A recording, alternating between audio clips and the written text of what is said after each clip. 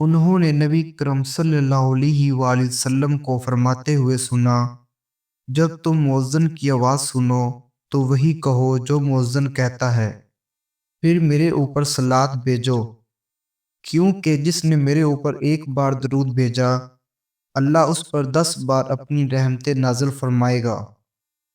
میرے لیے وسیلہ مانگو، کیونکہ وہ جنت میں ایک درجہ ہے جس کے لائق اللہ کے بندوں میں سے صرف ایک بندہ ہے، اور میں امید کرتا ہوں کہ وہ بندہ میں ہی ہوں۔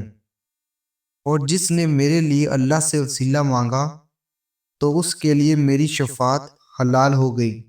جامعہ ترمذی، حدیث نمبر 3614۔ رسول اللہ صلی اللہ علیہ وآلہ وسلم نے فرمایا، میں قیامت کے دن اولاد آدم کا سردار ہوگا، اور میرے ہاتھ میں حمد کا پرچم ہوگا، اس پر مجھے گھمنڈ نہیں۔